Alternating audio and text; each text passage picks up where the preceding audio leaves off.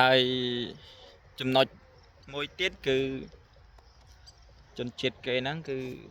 ការនិយាយស្ដីគឺនិយាយស្ដីបើការខ្ញុំមកដំបងអីក៏មានអារម្មណ៍ថាពួកគេនិយាយមកកាចឬក៏ថានិយាយមកវាខ្លាំងចឹងយើងមានអារម្មណ៍ថាគេកាចតែក៏ពិតអត់ទេនៅយូរទៅបានដឹងថាជនជាតិគេហ្នឹងគេនិយាយលឺហើយខ្លាំងលឺខ្លាំងទាំងប្រុសទាំងស្រីនិយាយគ្នាធម្មតាហ្នឹងដូចឆ្លោះគ្នាចឹងវ៉ាតែក៏ពិតអត់ទេគឺគេនិយាយចឹងឯងខ្លាំងហើយលឺចឹងឯងជនជាតិហ្នឹងវីដេអូមុនខ្ញុំនិយាយពីឥរិយាបថធ្វើការឥឡូវគឺឥរិយាបថគេនិយាយស្ដីចឹងចំណុចទី2និយាយស្ដីចឹងគឺលឺខ្លាំងចឹងហើយគេដើរចំណុចមួយទៀតហ្នឹងគឺការដើររបស់គេហ្នឹងក៏លឿនរបស់គេដែរលឿន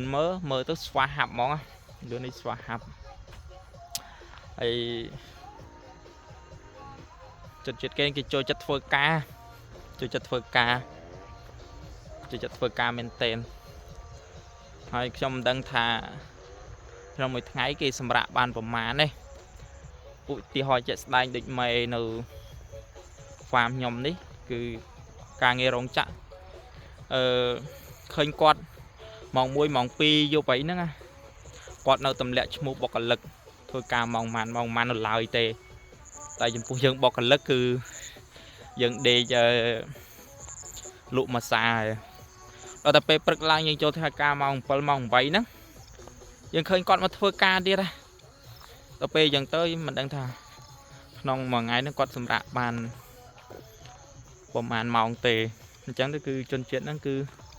ចូលចិត្តធ្វើការមែនទែនហើយធ្វើការច្រើនម៉ោងអញ្ចឹងធ្វើការច្រើនម៉ោងអញ្ចឹងឯងអញ្ចឹងទៅគឺបានជាជនជាតិគេហ្នឹងមានណាគឺគេធ្វើការច្រើនជាងសម្រាកធ្វើការច្រើនគិតច្រើនអញ្ចឹងទៅហើយចំណុចមួយទៀតគឺគេចេះប្រើមនុស្សគេប្រើ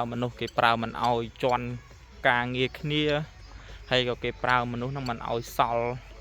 មនុស្សទំនេរដែរគឺប្រើដល់អស់មនុស្សប្រើដល់អស់កម្លាំងពលកម្មហ្មងអាហ្នឹងចឹងឯងចឹងមិនឆ្ងល់ថាហេតុអីជាជនគេមានទេ